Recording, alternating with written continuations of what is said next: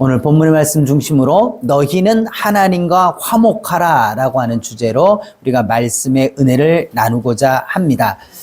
우리가 하나님과 화목하는 일을 내일로 미루다간 늦을 수가 있습니다. 이렇게 우리가 전도하면서 복음을 전하다 보면 차차 믿겠습니다. 이러저러한 일들이 좀 해결되고 나면 믿겠습니다. 어떤 분들은 우리가 부모님이 아직 반대하고 계시니 부모님 돌아가시고 난 다음에 내가 꼭 예수를 믿겠습니다. 이렇게 얘기하는 사람들이 있지요. 그런데 그런 기회가 우리가 선택할 수 있는 것이 아니라는 거죠. 고린도후서 5장 1절에 보면 땅에 있는 우리의 장막집이 무너지면, 한마디로 말해서 이 육신이 장막처럼 집이 무너지듯이 우리가 죽을 날이 온다라고 하는 거예요. 근데 야고보서 4장 14절에는 내일 일을 너희가 안다 모른다 알지 못하는도다. 너희의 생명이 무엇이냐? 잠깐 보이다가 없어지는 안개 같은 것이다. 한마디로 말해서 우리는 내일을 기약할 수 있는 존재가 아니라는 거예요. 뿐만 아니라 히브리서 9장 27절에 한 번 죽는 것은 정해진 것이요 그 후에는 뭐가 있다? 심판이 있다라고 하는 거예요. 죽으면 그만이라고 한다면 걱정 없는 거죠. 오래 살려고 발버둥 칠 필요도 없어요. 힘들고 괴로우면 일찍 죽어버리는 게 답일 겁니다. 그러나 죽음이 끝이 아니라 그 뒤에 뭐가 있기 때문에 이 심판이라고 하는 게 영생과 영벌을 나누는 거예요. 이건 한 번 결정이 되면 바꿀 수도 없는 거예요. 그렇기 때문에 우리는 신중하게 생각을 해야 돼요. 고린도후서 6장 2절에 보라 지금은 은혜 받을 만한 때요 보라 지금은 구원의 날이로다. In the time, in the day. 바로 지금이 그 시간이고 바로 지금이 그 날이다. 우리가 오늘 죽을지 내일 죽을지 언제 주님이 다시 오실지 우리가 그 일을 알지 못하기 때문에 우리가 복음을 만나서 구원받을 기회가 있을 그때에 뭐 해야 된다는 겁니까?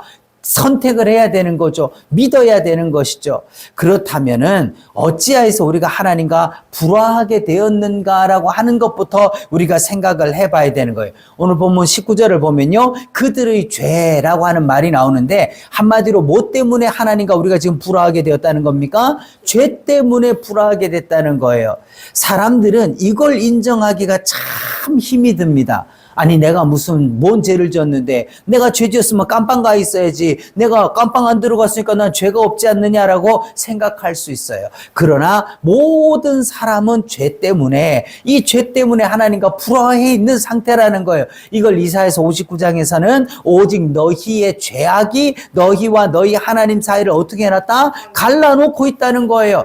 만약 지금도 우리가 하나님과 소통이 안 된다는 건 뭐가 가려막혀 있다는 거죠? 죄 때문에 그렇다는 거죠. 그리고 고린도후서 6장 14절에 의와 불법이 어찌 함께하며 빛과 어둠이 어찌 사귀며 하고 말씀을 합니다. 하나님은 의로우신데 우리는 죄로 말미암아 불의한 자가 되었고 없하나님은 빛이신데 죄로 말미암아 우리는 뭐가 됐어요? 어둠에 거하는 자가 됐어요. 그래서 하나님 앞에서 추방을 당할 수밖에 없다라고 하는 것이죠.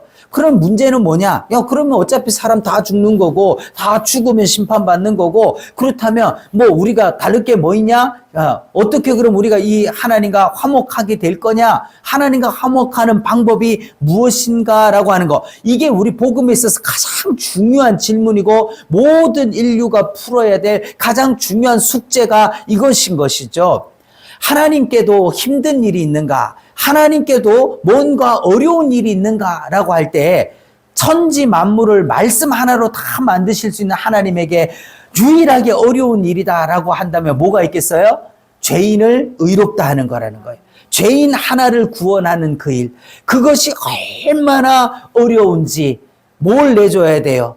자기 아들을 내어주기까지 해야 됐었다는 거예요. 고린도후서 5장 19절 보면요. 그들의 죄를 그들에게 돌리지 아니하시고 한마디로 말해서 네 죄를 네가 감당해라 라고 한다면 우리가 하나님 앞에 설 자가 있다 없다? 한 사람도 없는 거죠. 그래서 그들의 죄를 그들에게 돌리지 않았다. 그러면 어떻게 하나님은 우리의 죄를 해결하셨냐는 거예요. 고린도후서 5장 21절을 보면 하나님이 죄를 알지도 못하신 이를 우리를 대신하여 죄를 삼았다 살았다. 이게 뭐죠? 이게 바로 십자가에서 자기 아들을 내어주심으로 말미암아 십자가에서 예수님이 죽으신 그 죽음으로 우리의 죄를 대신하게 하셨다라고 하는 거예요. 이사야서 53장 6절을 보면 우리는 그릇 행하여 각기 제 길로 갔거늘 여호와께서는 우리 모두의 죄악을 그에게 어떻게 했어요? 담당시키셨다라고 말씀을 하고 있습니다. 담당이라는 게 뭡니까? 대신 짊어지게 했다는 거예요. 대신 갚아주게 했다는 것입니다. 그래서 누가 그걸 했다는 거예요? 우리 아버지가, 우리 할아버지가? 그게 아니라 예수님께서 이 일을 하셨다라는 거예요. 그런데 우리가 알다시피 이사야 선지자는 예수님 오시기 700년 전에 있었던 선지자예요. 그가 예수님의 십자가의 이 사건이 있기도 700년 전에 이미 예수님이 이것을 이룰 거다라고 하는 것을 말씀을 했다. 왜 이렇게 하셨습니까? 믿을 만한 증거를 보여주려고. 그렇게 오래전에 예언한 것이 그대로 이루어지는 것이다라는 걸 통해서 믿을 만한 증거를 주려고 한 것이다라고 하는 거예요. 성령님께서 사도행전에 보면 구스 내시를 구원할 때 사용하신 말씀이 바로 이 말씀이었죠. 이사야서 53장의 이 말씀. 그는 실로 우리의 질고를 지고 우리의 슬픔을 당하였거늘 우리는 생각하기를 그는 징벌을 받아 하나님께 맞으며 고난을 당한다 하였노라. 그가 찔림은 우리의 허물 때문이요 그가 상함은 우리의 죄악 때문이라. 그가 징계를 받음으로 우리는 평화를 누리고 그가 채찍에 맞음으로 우리는 나음을 받았도다. 자, 구스 내시가 절기를 지키고 다시 구스로 내려가는 수레간에서 이 두루마리에 펼쳐진 성경을 읽고 있는데 마침 빌립이 와서 보니까 뭘 읽고 있어요? 이 말씀을 읽고 있더라는 거죠. 그래서 빌립이 옆에 가서 읽는 것을 깨닫느냐? 그러니까 가르쳐주는 자가 없는데 내가 어찌 알겠느냐? 올라와서 내 옆에 앉아라. 그 빌립이 예수 그리스도에 관한 일을 쭉 설명을 해줍니다. 그가 질문한 게 뭐예요? 여기서 말하는 그가, 자, 이것도 오늘 우리의 구원의 말씀 되기를 원해요. 그가 누구냐? 이 말씀에서 이 이사야 그가 누구냐? 그리고 우리는 누구냐라고 하는 거를 빌립에게 질문한 거죠. 바로 그가 누구냐? 그 빌립이 쭉 성경에 기록된 대로 예언된 대로 약속의 모형대로 한 것을 가르쳐 줬을 때 그가 누굽니까? 그가 바로 우리 죄를 담당하실 예수 그리스도시다. 그리스도께서 죽어주셔서 우리가 구원을 받은 거다. 이 말을 들은 구스 내시가 가슴에 감동을 받고 뜨거워져서 수레를 멈추고 어떻게 합니까? 야, 여기 물이 있지 않느냐? 내가 세례를 받는 것이 합당하다. 그 자리에서 앉아가지고 바로 세례를 받는 역사가 일어난 거죠. 예, 오늘날 우리가 의전으로서의 세례하고는 차원이 다른 말씀. 완전히 거듭남과 복음을 인격적으로 영접해서 그 심령이 완전 거듭난 것을 말을 하고 있는 거죠. 그럼 우리에게도 이와 같은 구원의 말씀, 여기에서 우리의라고 하는 것을 내 이름을 넣어서 우리 한번 고백하면서 읽어봅시다. 그는 실로 수열이의 질고를 지고 수열이의 슬픔을 당하였거늘 수열이는 생각하기를 그는 징벌을 받아 하나님께 맞으며 고난을 당한다 하였노라. 그가 찔림은 수열이의 허물 때문이요 그가 상함은 수열이의 죄악 때문이라. 그가 징계를 받음으로 수열이는 나음을 평화를 누리고 그가 채찍에 맞음으로 수열이는 나음을 받았도다. 이 말씀을 우리가 인격적으로 안다면 우리가 이 말씀대로 예수님께서 십자가에서 죽으심으로 내 모든 죄와 허물을 사하여 주셨다는 것이 믿어진다면 우리는 구원을 얻는 것이다. 우리는 구원을 얻는 것이라는 거죠. 그럼 하나님과 화목하기 위해서는 죄만 해결해 주신 것이 아니라 하나님이 보시기에 뭐도 해주셔야 돼요? 의롭다 하심도 입어야 된다는 거예요. 하나님은 우리를 그냥 죄만 십자가만으로 끝낸 게 아니라는 거예요. 죄를 해결한 것만으로 끝낸 게 아니에요. 고린도후서 5장 21절 보면 우리를 대신하여 죄를 삼으신 것은 이게 뭐예요? 십자가의 정죄를 하셨다는 거죠. 십자가에서 죽으셨다는 거예요. 그걸로 끝이라고 한다면, 그래서 예수님이 십자가에 죽으셨는데 부활함이 없었다라고 한다면 우리의 의가 되지 못한 같이 우리가 의롭다함을 확인할 길이 없는 것 같이 우리로 하여금 그 안에서 뭐가 되게 하려고 하나님의 의가 되게 하려 하심이다라고 말씀해요. 이 말씀이 중요한 거죠. 하나님께서 우리를 보실 때 뭐라는 거예요? 의롭다고 여겨주신다는 거예요. 우리가 예수 믿었다고 내가 본질적으로 천사가 됐다는 얘기가 아닙니다. 하나님이 우리의 죄를 간구하고 덮어주시고 우리를 의롭다고 부어주시겠다라고 하는 것이죠.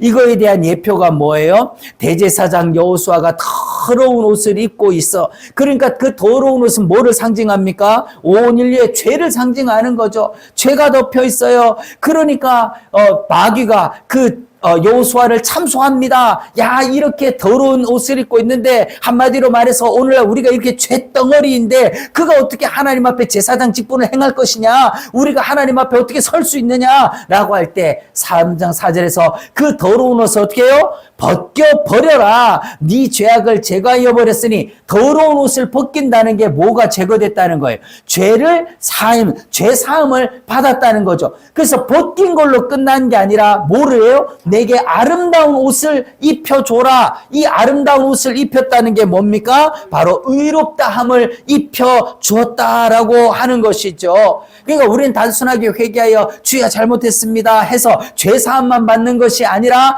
죄사함을 받은 자는 반드시 뭐를 입어야 돼요? 하나님의 의롭다함을 입어야 한다라고 하는 거예요. 자, 그럼 우리가 조금 더 한 번 더 우리가 확인하기 위해서, 좀 더 확신하기 위해서 또 다른 예표를 하나 봅시다. 창세기 3장 10절에 아담과 하와가 선악과를 따먹고 나서 하나님의 음성을 들을 때에 우리가 벌거벗었으므로 두려워하여 숨었나이다 해서 동산 나무 뒤에 숨어버렸죠. 그런 그를 위하여서 하나님께서 어떻게 했어요? 하나님이 아담과 하와를 위하여 가죽옷을 지어 입히시니라. 가죽옷을 지어 입히셨대요. 자, 그 여기 땡땡땡이니까 우리 이름 넣어서, 내 이름 넣어서 하나님이 수열이를 위하여 가죽옷을 지어 입히시니라. 한마디로 말해서 하나님께서 여기서 그냥 옷이 아니라 가죽옷을 지어 입혔다라고 하는 거예요. 이게 원복음의 말씀 속에서 뭐를 말씀합니까? 예수님께서 마치 세상 죄를 지고 가는 하나님의 어린 양이라 하는 것처럼 그 제물을 하나님 앞에 드리기 위하여서 양을 잡아 가죽을 벗기고 그 살을 번제단에 태워서 우리의 속죄를 위하여 드리듯이 예수님의 옷을 팔가벗김과 같이 이 양의 가죽을 벗겨서, 그래서 이 아담과 하와의 벌거벗음을 덮어주시는 그 은혜, 그것을 말씀해 주시기 위해서, 그 예수님의 속량으로 말미암아 우리가 의롭다함을 입는 것을 말씀해 주시기 위해서 의도적으로 가죽옷을 지어 입혔다라고 말씀하는 거죠. 로마서 3장 24절에 그리스도 예수 안에 있는 뭐로 말미암아? 속량으로 말미암아. 여기서 우리가 간과하면 안 돼요. 누구 안에 있다는 거예요? 이 속량이 누구 안에 있어요? 그리스도 예수 안에만 있는 거예요. 다른 데도 있을 수 있는 게 아니에요. 오늘 우리가 성령 강림 주일로 우리가 모이지만 한쪽에서는 지금 뭐로 모여요? 석탄일, 부처님 오신 날이라고 오늘 모이는 거예요. 오늘 완전 진짜 영적 싸움이 아주 극한 날이에요. 성령님이 마귀의 일을 멸하기 위해서 오신 거, 지금 부처는 온 땅을 미혹하기 위해서 오고, 제가 오늘도 이렇게 교회 아침에 오는데 관광버스 6대가 쫙 서가지고 각 절마다 이름표 붙여놓고 사람들 태워가느라고 쫙 서 있더라고요. 그리고 이 동대구역 앞으로 딱 내려와서 신세계 백화점 건널목 앞에 딱 서니까 교회 차가 또 와가지고 이제 성도들 태워가는 거예요. 참 그 두 모습을 보면서 묘한 느낌을 받았어요. 그럼 보세요. 많은 사람들이 자, 오늘 산에 올라가서 많은 사람들이 이걸 빌 겁니다. 뭐 하려고? 거기에 뭔가 빌면 나한테 뭐가 올까봐. 그런데 그건요, 대답도 못 해주고 움직이지도 못하는 거죠. 거기에 무슨 구원이 있는 게 아닙니다. 오직 우리의 구원은 누구 안에 있어요? 그리스도 예수 안에서. 예수라는 이름만도 아니고 그가 그리스도예요. 그죠? 예. 예수님이 그 십자가만으로 되는 것도 아니고 그가 그리스도께서 십자가에 못 박히신 것으로 말미암아 그 속량으로 말미암아 하나님의 은혜로 값없이 의롭다함을 얻은 자가 되었다. 여기서도 우리가 간과하면 안 되는 게 이 속량을 우리가 주세요 해서 얻는 게 아니라 뭐로 주어졌어요? 하나님의 은혜로 값없이 의롭다 하심을 줬다. 누가 해주셨다는 것입니까? 자, 아담과 하와의 벌거벗음을 위하여서 가죽옷을 돈 주고 샀나요? 자기의 정성으로 샀나요? 아담과 하와가 추우니까 가죽옷 한 벌 주세요 그랬나요? 아니에요. 하나님이 그들을 위하여 내어주셨어요. 마찬가지로 우리는 죄인 것을 우리는 스스로 내가 죄인인 것도 모르고 있던 그때 하나님께서는 우리를 부르시고 의롭다 해주시고 아들의 피로 값주고 사서 우리를 덮어주셨다라고 하는 거죠. 그래서 고린도후서 5장 18절에 모든 것이 뭐로 왔어요? 하나님께로서 났다. 우리가 한 게 없다는 거예요. 하나님께서 다 해주셨다는 거예요. 그럼 믿음이 뭐예요? 이 하나님이 해주신 것을 아멘 하고 받으면 된다는 거죠. 그래서 하나님 복을 마련해 놓으신 후에 어떻게 해요? 그냥 십자가에서 죽으신 걸로 끝나버리면 누가 그걸 믿을 수 있는 거예요? 어떻게 해요? 그 십자가에 그 하나님이 이루어 주신 것을 누군가가 전파해 줘야 된다는 거죠. 그 전도자들을 통해서 초청을 하는 거예요. 고린도후서 5장 20절에 우리가 그리스도를 대신하여 사신이 되어, 한마디로 이 사신이라는 게 뭡니까? 한자어로 우리가 잘 봐야 되는데 이거는 하나님 앞에 보냄을 받은 자, 이 사신이죠. 그죠? 대사. 근데 이걸 다른 한자로 뭐예요? 죽음의 신이 또 사신이야.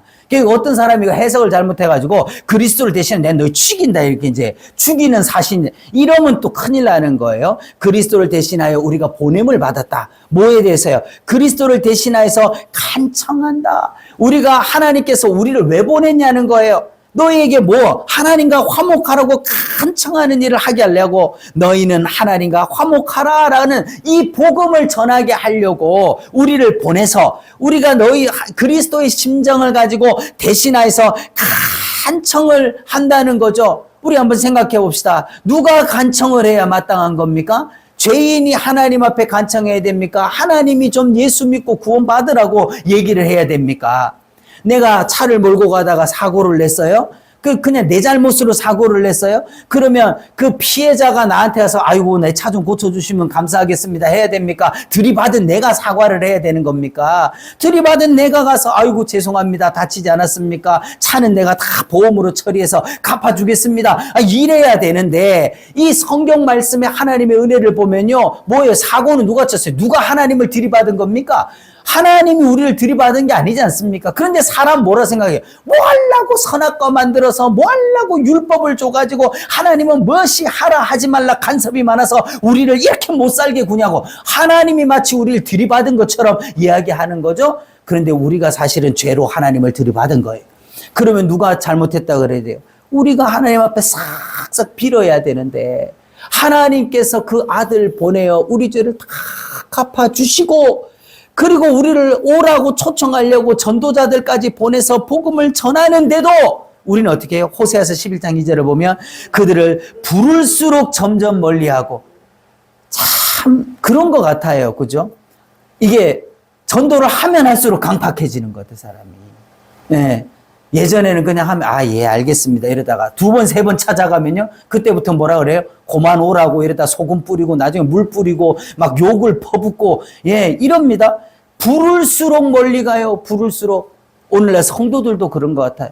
복음으로 오라고 회개하라고 이 말씀대로 살자 그러면요, 애통하고 회개한 마음 가지고 하나님 앞에 와야 되는데, 십자가 복음을 말하면 어떻게 해요? 거리낀다는 거예요. 무겁다는 거예요. 무섭다는 거예요. 그래서 점점 뒷자리로 가. 그래서 예배도 앞자리보다 저 뒷자리부터 이래가지고 제일 늦게 오는 사람이 제일 앞자리 와야 됩니다. 이런 일들이 벌어지는 거죠. 그 11장 7절에도요, 위에 계신 이에게로 돌아오라 할지라도 일어나는 자가 하나도 없도다. 하나도 없다. 이게 우리 심정 아닌가요? 이게 우리 심령이에요. 찬송가에도 어서 돌아오고 어서 돌아만 오고, 지은 죄가 아무리 무겁고 크기로 주어지 못함 당하고 못 받으시리요. 나간 자식 돌아오기만 밤새 기다리신다오. 누가 나갔는데요? 이거 불신자 얘기입니까? 우리 한번 잘 생각해 보라는 거예요. 찬송가를 불신자가 부르냐고요. 이런 노래가 있는지도 몰라, 불신자들은. 그럼 누가 나간 거예요? 이거 보면서 집 밖에 나가 있는 불신자들 생각할 게 아니라 누구 심령이 나갔다는 겁니까, 지금? 이게 호세아서가 말하는 게 불신자들을 말하는 거예요. 이게 다 예수 믿는 사람들. 한마디로 교회에 앉아있는 우리에게 하는 얘기잖아요. 몸은 여기 와 있는데 마음은 딴 데 가 있는 너희가 주님 부르실 때 돌아와라, 돌아오라. 그럼 왜 우리가 하나님의 의를 입어야 되냐? 이 하나님의 의를 입지 않으면 어떻게 된다는 거예요? 한 번 죽는 것은 사람에게 정해졌고 이후에는 뭐가 있다 그랬어요? 심판이 있어요. 그게 바로 하나님의 진노의 날에 이 의를 입지 않으면 어떻게 되냐는 거예요. 로마서 1장 18절에 보면 하나님의 진노가 하늘로부터 나타난다. 이 날이 온다 안 온다? 온다. 왜 그렇게 확신할 수 있는 거죠? 지금까지 모든 일들이 예수 그리스도로 말미암아 다 이루어진 것을 볼 때 성경에 예언된 모든 것이 다 이루어졌는데 뭐 하나 남았어요? 주님 다시 오겠다는 약속 하나만 남았거든. 그렇다면 지금까지 모든 약속을 다 지키신 분이 재림은 나 재림은 좀 힘들 것 같은데 나 재림은 좀 생각해 봐야 돼. 이런 일은 있다 없다? 없다는 거예요. 반드시 이룬다 그랬어요. 그 하나님의 진노가 나타난다. 그 요한계시록 6장 15절을 보면 땅의 임금들과 왕족들과 장군들과 부자들과 강한 자들과 한마디로 세상에서 떵떵거리면서 권세 부리고 힘있게 살던 그들이 굴과 산들과 바위 틈에 숨어야 된다는 거예요.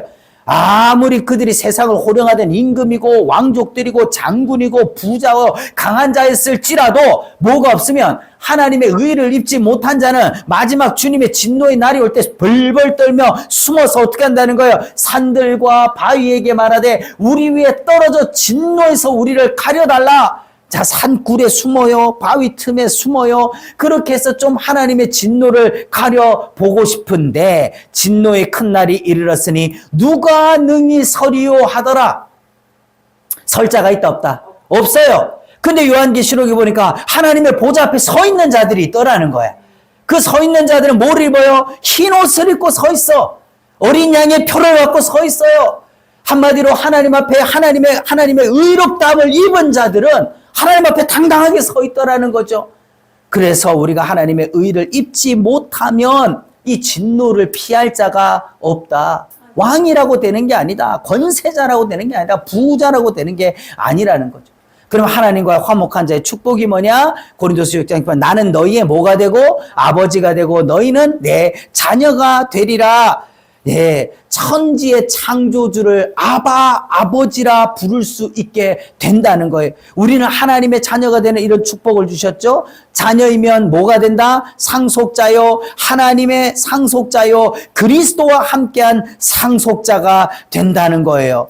상속자가 뭡니까? 상속자가 한마디로 말해서 모든 걸 유업으로 받을 수 있는 자예요. 그 권리를 가진 자가 상속자예요. 이게 얼마나 큰 것입니까? 세상에 썩어질 재산도요, 조금이라도 더 받아보겠다고 난리를 부리는데 우리는 뭐를 받는 거예요? 하나님의 나라를 유업으로 받을 자들이라는 거예요. 그런데 여기서도 우리가 간과하지 말아야 할 게 누구와 함께? 그리스도와 함께. 한마디로 그리스도 밖에 있는 자들은 하나님 나라를 유업으로 받을 자격이 있다 없다? 없다는 거예요. 없어요. 그거는 뭐 세상에 이론이 어떻고 학문이 어떻고 철학이 어떻고 별소리를 다 해도요, 하나님이 성경에 그렇다면 그런 거예요. 하나님 말씀대로 그렇게 되는 거죠. 그래서 요한복음 17장 24절에서 예수님께서 겟세마네 동산의 마지막 기도하에서도 아버지여 내게 주신 자도 나 있는 곳에 나와 함께 있어 나의 영광을 그들로 보게 하시기를 원한다. 한마디로 나의 영광이 뭔데요? 예수님이 하나님의 아들 되심, 하나님의 나라를 유업으로 받게 될 그들이 함께 보기를 원한다라고 하는 이 말씀, 우리가 그리스도의 영광에 참여하게 된다라고 하는 것이죠.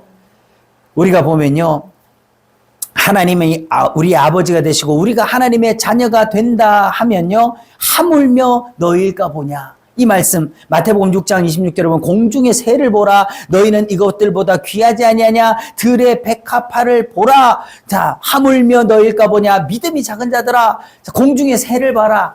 참 새들도 얼마나 예쁜 새들 많고, 참 큰 새, 작은 새, 쪼잔한 새, 대단한 새, 알바트로스 같은 애, 참 멀리 날아다니는 새, 비둘기같이 구글거리 참 많아요. 근데 얘네들 도대체 뭐 먹고 살까?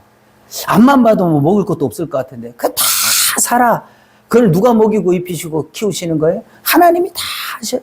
들에 핀 백합화, 이 꽃들도 보세요. 작은 들풀부터 시작해서 아주 아름다운 꽃들까지 그거 누가 먹이고 입히고 키우고 또 그 오묘한 색깔의 조화와 그 위치와 참 사람이 꾸밀라고 해도 그릴 수가 없는 거예요. 그런데 하나님이 내 아버지라고 하면 너희에게 이 백합화보다 저 새보다 너희가 귀하지 않냐. 그런데도 불구하고 하나님을 내 아버지라고 하면서도 뭐 먹을까 뭐 입을까 그런 근심 걱정 속에 우리가 먹을 거 입을 거 걱정해야죠. 사는데 필요하죠. 근데 거기에 매여서 그것만을 목적으로 산다면 믿음이 적은 게 아니라 믿음이 없는 거다라고 볼 수도 있죠. 너희 하나님 아버지께서는 이 모든 것이 너에게 있어야 할 줄을 안다 모른다? 아신다. 그래서 베드로는 이렇게 얘기하는 거예요. 너희 염려를 다 주께 맡기라. 이는 그가 너희를 어떻게 해요? 돌보신대요. 어떻게 얼마까지 돌보시는 겁니까? 자기 아들을 내어주시기까지 우리를 돌보신다 이 말이에요. 우리를 위하신다는 거죠. 이 믿음을 가지고 우리는 담대함으로 살아야 돼요. 하나님과 화목한 자는요, 문제의 근본적인 해답이 여기 있다는 거예요. 예. 그래서 하나님과 화목하지 못한 자는 모든 걸 가졌어도 불행한 자고요. 하나님과 화목한 자는 세상에 아무것도 없는 것 같으나 부유한 자가 되는 거죠. 그러므로 그리스도인들은요, 만일 땅에 있는 장막집이 무너지면, 쉽게 얘기하면 우리의 육체가 죽으면 하나님께서 지으신 집 곧 영원한 집이 우리에게 있는 줄 아느니라. 사람이 죽음이 가장 두려운 이유가 뭡니까? 철학자들이든 모든 사람들 세상 학문에서도요, 사람이 죽음을 두려워하는 가장 큰 이유가 뭐냐면 죽음 이후에 대책이 없기 때문에 그런 거예요. 사람은 뭐 있다 없다 살아있는다 할 때 천국 없다 지옥 없다 별소리 다 해도요, 누구는 알아요? 내 속의 영은 그 심판을 알아요. 그렇기 때문에 육체는 죽어버리면 끝일지 모르지만 내 속의 영은 내가 이렇게 죄 속에서 죽으면 반드시 심판받아 지옥 간다는 걸 알기 때문에 이 죽음을 무지무지하게 두려워하죠.